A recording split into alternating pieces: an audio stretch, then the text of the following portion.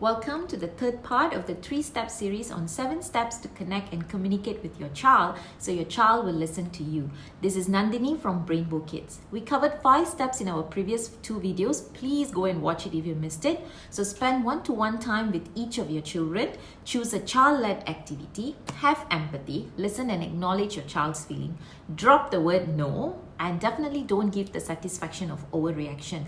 Find calm before addressing a situation. Lead by example. Show empathy and try to understand what is your child's development need and the reason behind the behavior.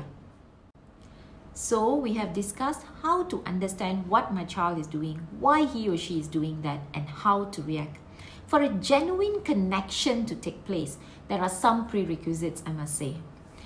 So I'm born in the 1980s. We used to have this manual radio tuner, okay, if you remember. We had to turn the dial really carefully and slowly to get connected to a specific frequency. Everything in this universe is energy, it's frequency. It has a vibration, it has a vibrational energy to it. Your child is operating at certain frequency. So if you want to connect to your child, you need to tune in to your child's frequency. You can't be at an authoritative frequency and expecting your child to listen to you. It's like you turn the radio knob to 97.9, but you're expecting to listen to BFM, which should be 89.9, which the only station I remember. So that's the first prerequisite. The second one is the radio itself. It must have the ability to tune. Maybe something is faulty, the knob, maybe the power connection. You keep trying to tune, but you just can't get connected. Or maybe you are at 89.9, the dial shows that, but it's still not BFM. It is in the same way, if you have the intention to connect to your child, but if you're not able to connect to your child, you need to ask yourself, what is your goal? Maybe it's made out of certain beliefs, values, thoughts, feelings, all of your subconscious parameters. And these are actually your false thought programming that has been hard-coded, and happened throughout your life, especially your childhood. And you are also not operating based on your true self, but this is just purely limiting beliefs. It's a very, very deep topic, which I myself on the road of recovery. So we will discuss more on the upcoming videos.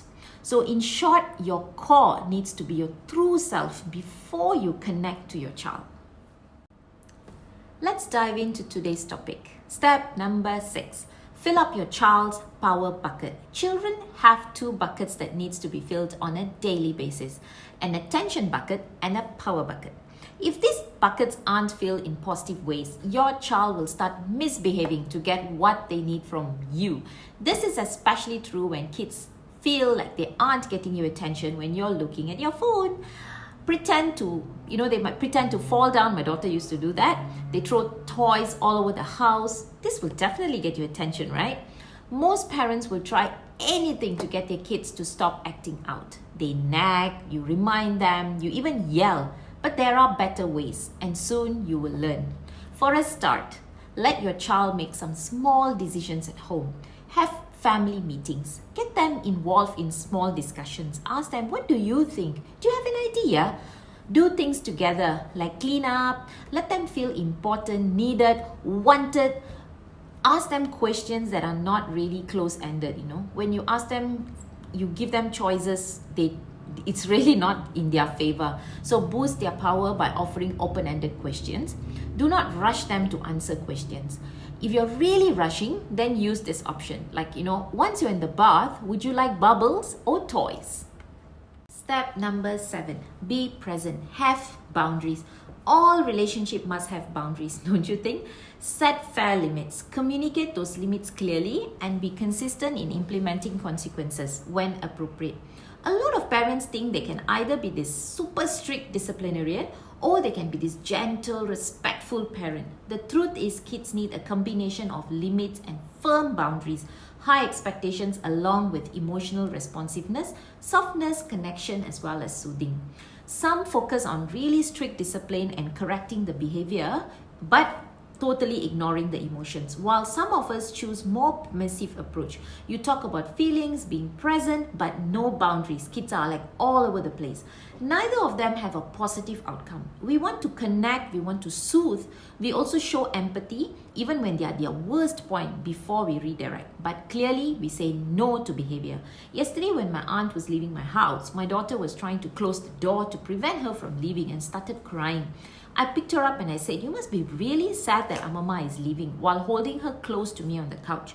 I asked if she can show me how much she loves Amama. And it continued to be this game of guess how much I love you away. So we wiped away the tears and we said that we will see Amama tomorrow. With this, I did acknowledge that Vaishnavi's feelings were true. This did not stop her from crying, but made her feel safe to express her feelings, and most importantly, Amama could leave. So we can be present, we can connect, we can share feelings while still holding boundaries. We need to bring warm emotional responsiveness and boundaries. It's a very powerful combination for our children to learn life skills. So today we've covered the last two steps, which is to fill up your child's power bucket as well as be present, but then remember to have boundaries. I'll be sharing the 7 steps on how to connect and communicate with your child, tips in a PDF format in our Facebook and Instagram account today for your reference. It's good to read and remind yourself, as you challenge yourself to rewire and reparent. So a key element of respectful and mindful parenting is something that I often refer to as reframing. So when we reframe means we take the automatic messages and responses, of which many of it is actually driven by our childhood, our history, our emotion, and we turn them on our kids. Instead, we choose to consciously view our children through a positive or at least a neutral lens.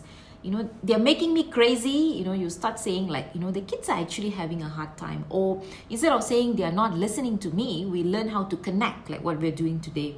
Or instead of saying things like, they just have their own mind, or they're crying for no reason, we start to understand that they have a reason, but we just don't know why. It might be a big thing for them.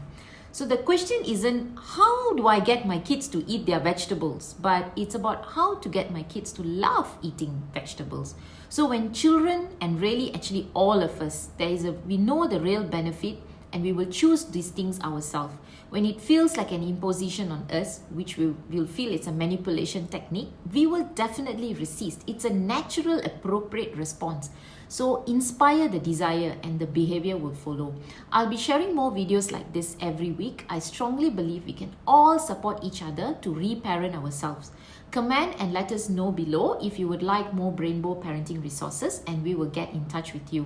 So here is what I can do. You can actually do for me is share this video with anyone you think can benefit from this. Like and follow us on Facebook and Instagram.